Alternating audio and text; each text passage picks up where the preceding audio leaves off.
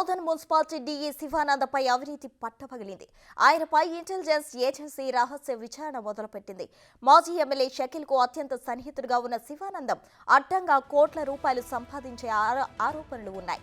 కుటుంబ సభ్యులకు అక్రమంగా కాంట్రాక్టులు కట్టబెట్టడం, ముడుపులు ఇచ్చిన వారికే కాంట్రాక్టులు ఇవ్వడం లాంటివి చేశారనే ఆరోపణలున్నాయి.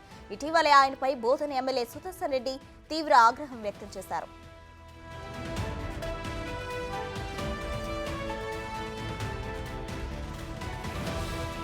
గత 15 ఏళ్లుగా బోధన్ మున్సిపాలిటీలోనే డీఈ శివానందం పనిచేస్తున్నారు. గతంలో ఒకసారి బదిలీ అయినా కేవలం 3 రోజుల్లోనే తిరిగి అదే పోస్టుకు బదిలీ చేయించుకున్నారు. దీంతో రాజకీయంగా ఆయన పలుకుబడి ఎంత ఉందనేది అర్థమవుతుంది.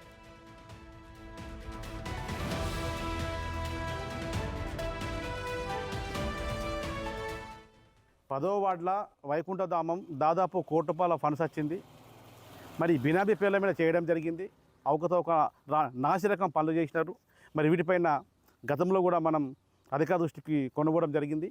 నాసిరకం పనులపైన విచారణ జరపాలా, దీనిపైన సమగ్ర విచారణ జరిపి చేసినటువంటి బినామీ పేరు మీద సదానందంగా డిప్టీ ఏమైనా చర్య తీసుకోవాలా. అదేవిధంగా పక్కకు ఉన్నటువంటి బోయి సంఘం కూడా ₹5 లక్షల మంజూరైనటువంటి అక్కడ ఉన్నటువంటి అధికారికంగా చూపిస్తూ ఉన్నారు. ఇక్కడ పని కాలేదు, చేయని పనులు చేసినట్టు బిల్లు చేసుకున్నటువంటి పరిస్థితి ఉంది. దానికి ఉన్నాయి. మేము ఆల్రెడీగా చెప్పాము, గతంలో మేము ఇచ్చిన సాక్ష్యాలు కూడా ఉన్నాయి మా దగ్గర. గతంలో బోయి అక్కడ శ్మశాన వాటిక ఉంటుంది, కాంపౌండ్ హాల్ కోసం ₹5 లక్షల మంజూరు కావడం జరిగింది. అక్కడ పని కాకుండా బిల్లు మాత్రం ఆల్రెడీ రికార్డింగ్గా ఆల్రెడీ రికార్డులో ఉంది, రికార్డ్ సెన్షన్ చూసినాము. కాబట్టి ఇవన్నీ పైన కూడా విచారణ జరపాలా. బినామీ పేర్ల మీద అతను పని చేసుకున్నాడు.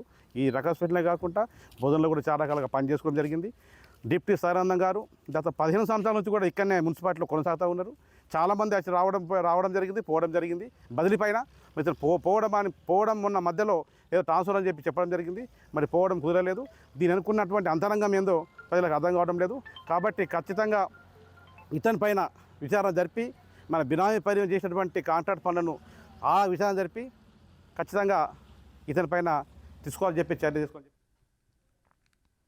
దీనికి సంబంధించి పూర్తి అప్డేట్స్ మా ప్రతినిధి రాజేష్ అందించడానికి సిద్ధంగా ఉన్నారు. చెప్పండి రాజేష్, బోధన్ డీఈగా శివానందం పనిచేస్తున్నారు, అయితే అక్రమంగా ఆస్తులు సంపాదించే ఆరోపణలు ఉన్నాయి. దీనికి సంబంధించిన అప్డేట్స్ ఏంటి?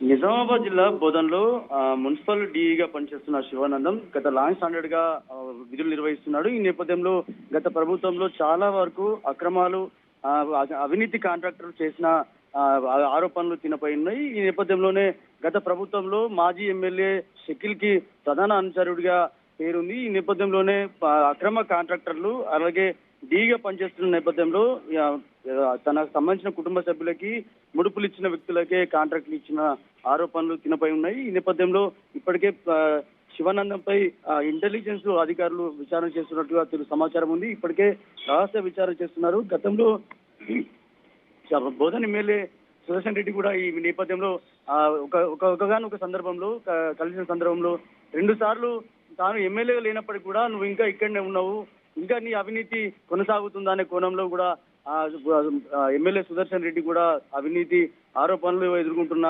శివానందంపై ఆగ్రహం వ్యక్తం చేసినట్టుగా తెలుస్తుంది. ఈ నేపథ్యంలోనే శివానందంపై విచారణ కొనసాగుతుంది.